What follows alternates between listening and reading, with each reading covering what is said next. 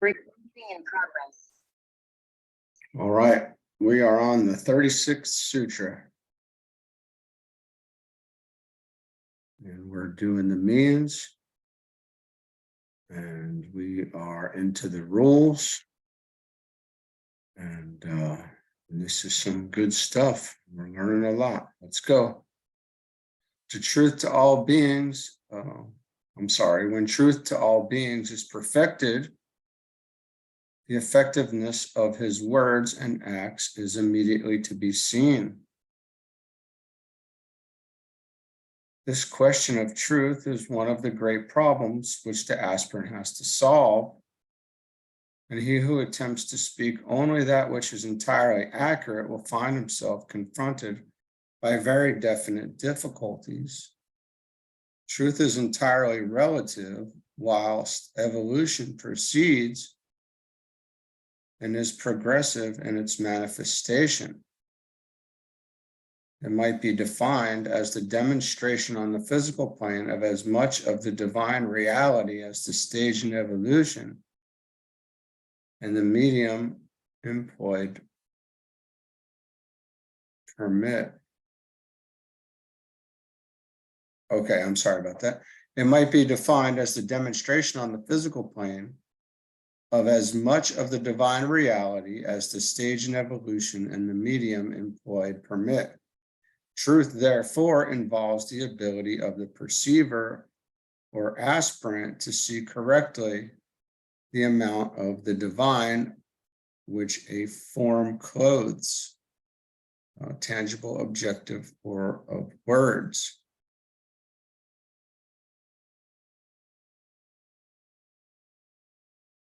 The amount of the divine which a form clothes. It involves, therefore, the capacity to penetrate to the subject and to contact that which every form veils. It involves also the ability of the aspirant to construct a form which will convey the truth as it is. This is, in reality, the first two stages of the great creative process. One is correct perception, two is accurate construction, and it leads on to the consummation dealt with in the sutra under consideration, the effectiveness of all words and acts to convey reality or truth as it is. This sutra gives the clue to the work of the magician and is the basis for the great science of mantras or of words of power, which are the equipment of every adept. So we're working, we're really working with sound here in a way. So here we go. Through an understanding of the law of vibration, the science of sound, the purpose of evolution, the present cyclic stage, E, the nature of form, and F, the manipulation of atomic substance. The adept not only sees truth in all things, but comprehends how to make truth visible, thus aiding the evolutionary process and casting images upon the screen of time. This he does through certain words and acts. For the aspirant, the development of this capacity comes through a constant effort to fulfill the following requirements: strict attention to every formulation of words used, the wise use of silence as a factor of service, the constant study of the causes laying back of every act so that the reason for the effectiveness or non-effectiveness of action is understood, and 4, a steady endeavor to see the reality in every form. This literally involves a study of the law of cause and effect, or karma, the object of the karmic law being to bring the opposite pole of spirit matter into strict conformity with the requirements of spirit so that matter and form can perfectly express the nature of spirit. I'm going to read this again because it's important. a steady endeavor to see the reality in every form. This literally involves a study of the law of cause and effect, or karma, the object of the karmic law being to bring the opposite pole of spirit matter into strict conformity with the requirements of spirit so that matter and form can perfectly express the nature of spirit.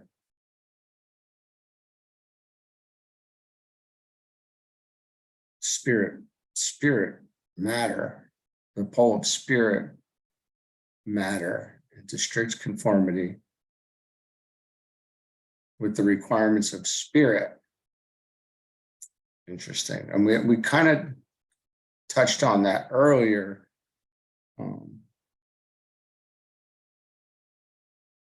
And, you know, we had mentioned the book series, The Life and Teachings of the Masters of the Far East.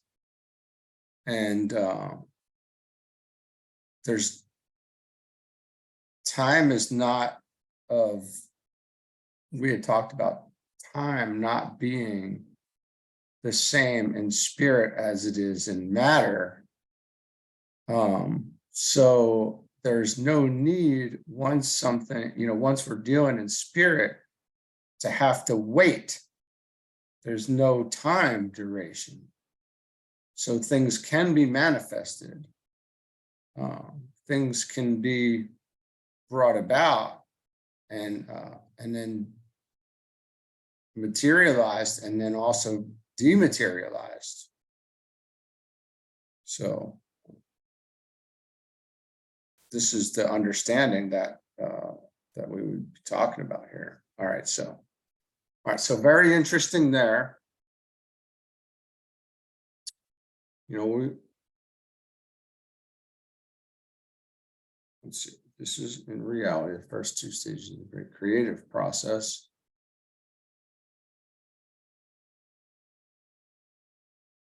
You know, so as he says here, strict attention to every formulation of words used and to the wise use of silence as a factor of service. And then the constant study of the causes lying back of every act so that the reason for the effectiveness or non-effectiveness of action is understood. And then the study that we're talking about here, a constant study should be, you know, maybe means also a constant awareness, right? So it's not to say that, you know, we're constantly reading some book. It's constantly paying attention and studying as you know, things as we go. All right, the 37th sutra. When abstention from theft is perfected, the yogi can have whatever he desires. And this is to be found the clue of the great law of supply and demand. When the aspirant has learned to desire nothing for the separated self, he can then be trusted with the riches of the universe. When he makes no demand for the lower nature and claims nothing for the threefold physical man, then all that he desires comes to him unasked and unclaimed. In some translations, the words are found, all jewels are his.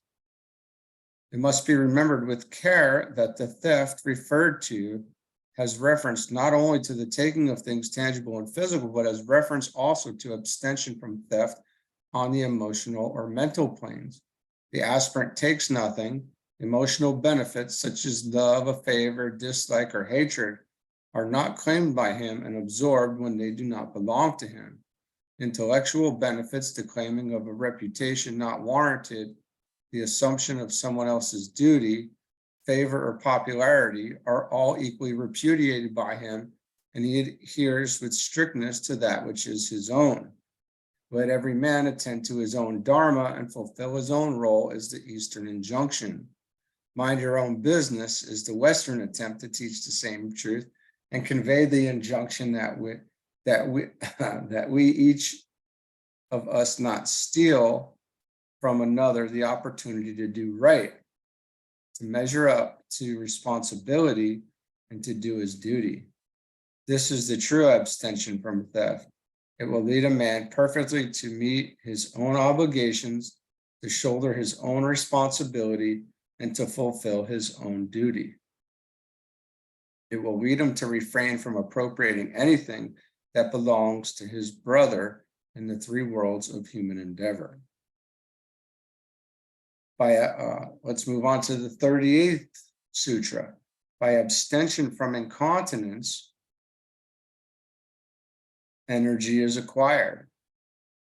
Incontinence is usually regarded as the dissipation of the vitality or the virility of the animal nature. The power to create upon the physical plane and to perpetuate the race is the highest physical act of which man is capable. The dissipation of the vital powers through loose living and incontinence is the great sin against the physical body. It involves the failure to recognize the importance of the procreative act, the inability to resist the lower desires and pleasures, and a loss of self-control.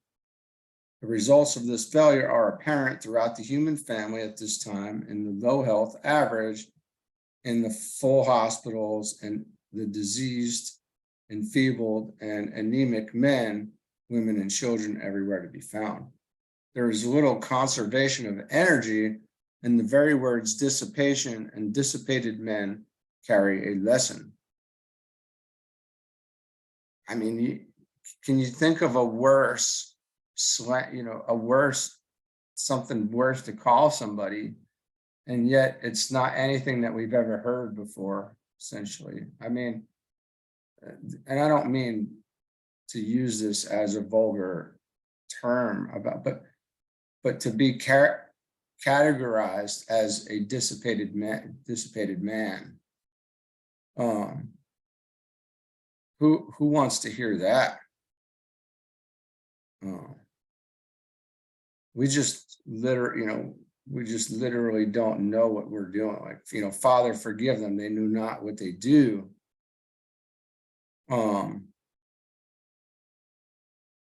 If we knew, then what we know now,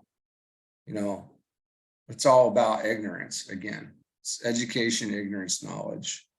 We would never, it's gross to think about how, probably, we used to act.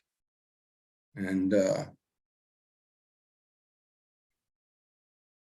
you can't really say it to anybody, If we knew how pathetic we really looked, what a wild thing to think about. All right, but the first thing a disciple has to do is learn the true nature of creation and to conserve its energy. Celibacy is not enjoined, self-control is. In the relatively short cycle of lives, however, in which the aspirant fits himself to tread the path, he may have to pass a life, or maybe several, in a definite abstention from the act of procreation in order to learn complete control and to demonstrate the fact that he has completely subdued the lower sex nature. The right use of the sex principle, along with entire conformity to the law of the land, is characteristic of every true aspirant. Apart from a consideration of this, along the lines of the conservation of energy, there is another angle from which the aspirant approaches the problem, and that is the transmutation of the vital principle, as manifested through the physical organism, into the dynamic demonstration of it as manifested through the organ of sound or creation, through the word of the true magician. This is the transmutation of the lower from the sacral chakra up to the throat. There is, as all students of occultism know, the close connection between the organs of generation and the third major center, the throat center. Okay, so I don't even have to say anything. This is apparent physiologically in the change of voice seen during the adolescent period. through the true conservation of energy and abstention from incontinence, the yogi becomes a creator on the mental plane through the use of the word and of sounds, and the energy which can be dissipated through the activity of the lower center is concentrated and transmuted into the great creative work of the magician. This is done through continence, pure living, and clean thinking, and not through any perversions of occult truths such as sex magic and the enormities of the sex perversions of various so-called occult schools. The latter are on the black path and do not lead to the portal of initiation. And, you know, we've mentioned this before. DK has much to say about sex, and that is not, celibacy is not always the answer either. That is not the answer, especially if you're in a marriage and this and that. It's his main takeaway that I've seen is a normalized appetite, to where it is it's subdued and controlled. It's not it is not take what was the word we used up here? The animal instinct is not there. It is it's not loose. What does he say up there?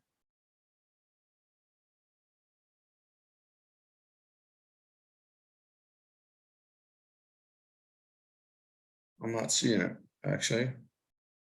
The right use of the sex principle, along with entire conformity to the law of the land, is characteristic of every true aspirant. Let's roll with that. So if you're, I want to say, you know, he also does say that the problem of sex is prominent between the first and second initiation, and maybe even up till the third initiation. I definitely from the first, between the first and second initiation, because you have there's a ton of spiritual energy coming through.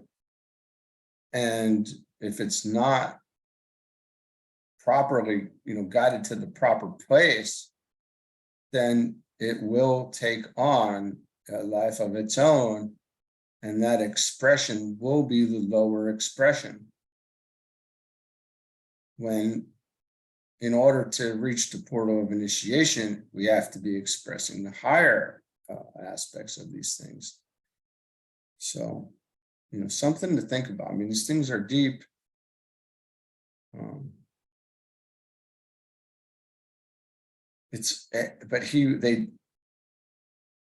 They've given us the ways, the means out of these problems, right? So we know how to fix them.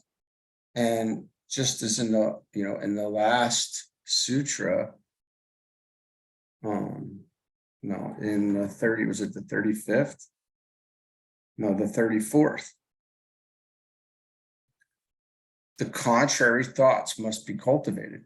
And when we raise ourselves up to the higher planes through meditation and focus and through focusing on the contrary thoughts, and when we're doing this work here, your focus is not on that. It is not on the lower. And as a matter of fact, it fades away. It does seem, you know, like it could be a frustrating thing. Like, is this ever gonna go? Like, how much work is this gonna take? But then it does fade as long as this work is continued and we're persistent. It does go. Things do get regulated. It does become perfectly normal the thoughts of these things they fade off into the sunset, and it's not there. It's not there anymore, and it's an amazing thing, and it's who could have ever? I never would have guessed that we could say these things, but it's true. So we must stay persistent in this. I'm sure there's an easy way to do this, and I'm sure there's a hard way to do it. And I'm pretty sure I've done this guy has done everything the hard way. But I can tell you that self-realization fellowship and some of these others, they want you at some point to pledge an oath of celibacy. And that's really not the proper expression, if you ask me, for a Westerner. We're supposed to be in the world, fully in the world, fully functioning in the world, and initiate at the same time. Not in a cave, not silent, not crisscross applesauce all day long, in some mystical trance-like states or whatnot. That is not what we're supposed to do. We're supposed to achieve enlightenment in daily life, wrought out in the crucible of daily living. So there's that, friends. I know, man. That's intense. It is kind of intense.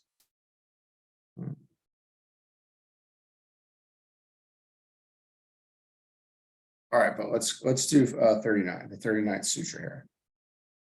When abstention from avarice is perfected, there comes an understanding of the law of rebirth. This sutra gives in unequivocal terms the great teaching that it is desire for form of some kind which brings the spirit into incarnation. When desirelessness is present, then the three worlds can no longer hold the yogi. We forge our own chains in the furnace of desire and of various longing for things, for experience, and for form life. When contentment is cultivated and present, gradually these chains drop off and no others are forged. As we disentangle ourselves from the world of illusion, our vision becomes clear and the laws of being and of existence become apparent to us and are little by little understood. The how and the why of life are answered. The reason for and the method of physical plane existence is no longer a problem, and the yogi understands why the past has been and what its characteristics are. He understands the reason for the present life cycle and experience and can make practical application of the law each day, and he knows well what he has to do for the future. Thus, he frees himself, desires nothing in the three worlds, and reorients himself to the conditions in the world of spiritual being. In these qualities, we have the carrying out of the 5 commandments.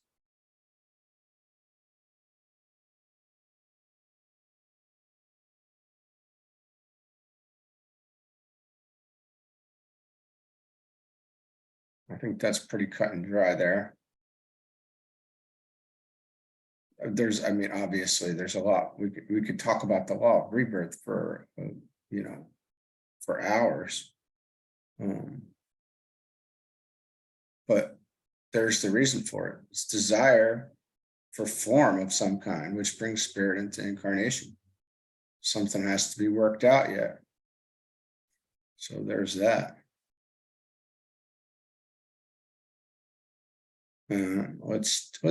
Let's go ahead and do 40.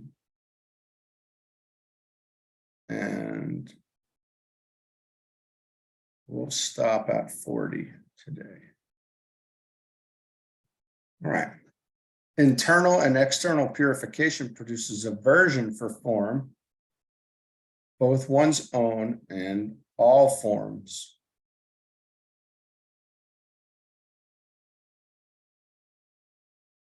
That's a deep thing. It's a very interesting thing. It's the chains are broken, man. I'm telling you, like the magnetic attractions are released.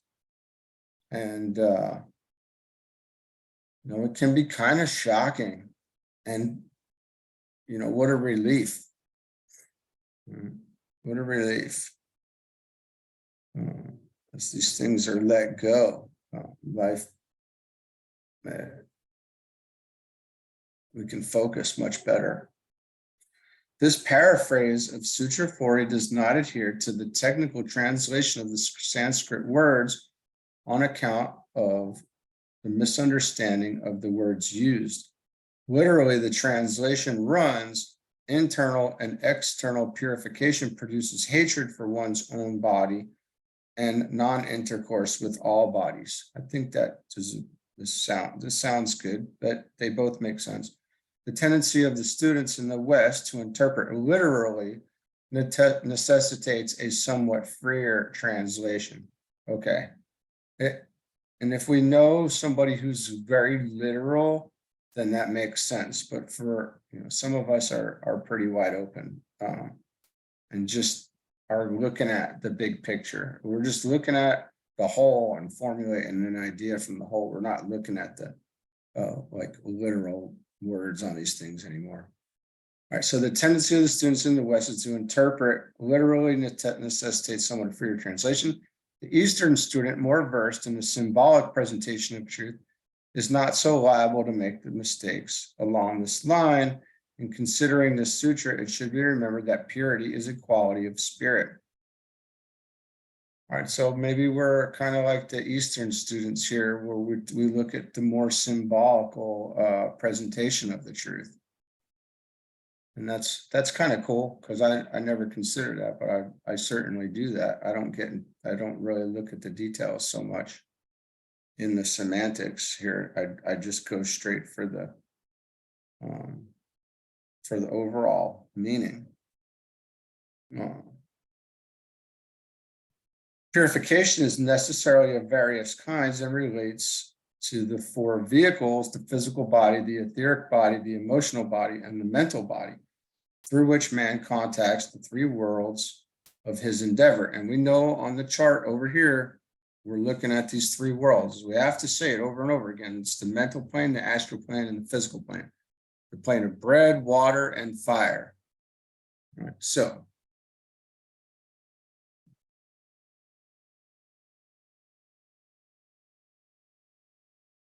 we might therefore distinguish between them as follows. A, external purity, the physical vehicle, or the dense body; magnetic purity, the etheric vehicle, or internal purity; psychic purity, the astral vehicle, or emotional purity; and mental purity, the mental vehicle purity of the concrete mind.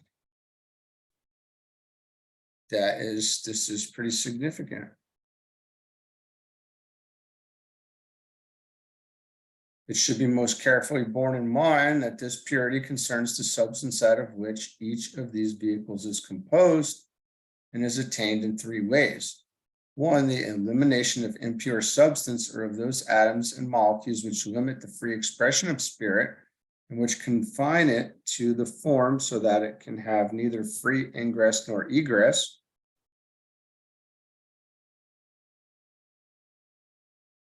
Okay. Two, assimilation of those atoms and molecules which will tend to provide a form through which spirit can adequately function. Three, the protection of the purified form from contamination and deterioration. On the path of purification or of probation, this eliminative process is commenced. On the path of discipleship, the rules for the constructive or assimilative process are learnt, and on the path of initiation, after the second initiation, the protective work is begun. In the Occident, the rules of external purification, of sanitation, of hygiene are well known and largely practiced. In the Orient, the rules of magnetic purification are better known. And when the two systems are synthesized and mutually recognized, the physical sheath and its dual nature will eventually be brought to a high degree of refinement. In this cycle, however, the interest of the hierarchy is being largely centered on the question of psychic purity. And this is the reason for the trend of the occult teaching at present development. It is away from what is commonly understood by psychic development, lays no emphasis on the lower psychic powers, and seeks to train the aspirant in the laws of the spiritual life. This produces a realization of the nature of the psyche or soul and the control of the lower psychic nature. The great push of the hierarchical endeavor for this century, 1926 to 2026, will be along these lines, combined with a dissemination of the laws of thought. Hence the necessity for the promulgation of the teaching given in the Yoga Sutras. They give the rules for mind control, but the nature of the psychic powers and the development of the psychic consciousness are also largely dealt with.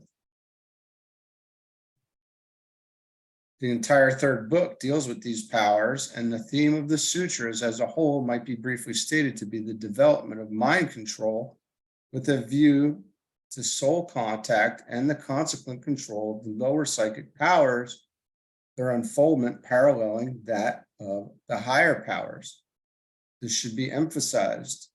Aversion for form or desirelessness, which is the generic term covering this condition of mind, is the great impulse which eventually leads to complete liberation from form. And how I take that is, those lower psychic powers are sideshows, traps. It's just going down another rabbit hole that's unnecessary, and can get you stuck for long periods. When in fact it says that they come very easily after certain initiations. So if we stay the course, look past those things, if those things are ever needed in your expression, they'll be there later. It is not that form or form taking is itself evil. Both forms and the process of incarnation are right and proper in their place, but for the man who has no further use for experience in the three worlds, having learnt the needed lessons in the school of life, form, and rebirth, become evil and must be relegated to a position outside the life of the ego. That the liberated man may choose to limit himself by a form for specific purposes of service is true, but this he does through an act of the will and self-abnegation.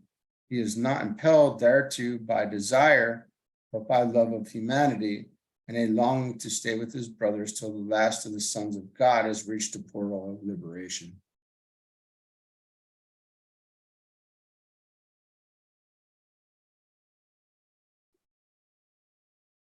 There's a lot to think about there. These things are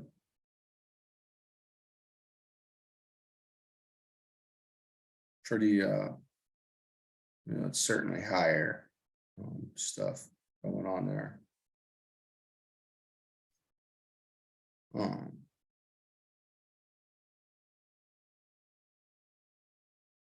So we're getting along. We're moving out. We're seeing these things. This is just the second book too. So as it said, we're really going to get into the meat of things in the later books. We're really building the foundation again. And this foundation is being built again essentially on top of the foundation that we've already been building with the other books too. So you can't beat this education. It's making for a really solid foundation. Even if we can't speak to these things, we don't need to. We talked about that yesterday. It's absorbed. It's there when we need it in thought. And, you know, we're getting the thoughts behind the words, right? We're not needing to express word for word how this is going. We understand. Not that we're ready to teach, but we understand, which is huge. See, it's hard to gauge that then, right? So we gauge things differently, or we had been gauging things differently. If you are grading yourself on how well you can tell somebody else these things, well, then that's may not be the best way to look at it. See if you're grasping the thought forms behind the words. If that's the case, then this is working behind the scenes in incredible ways.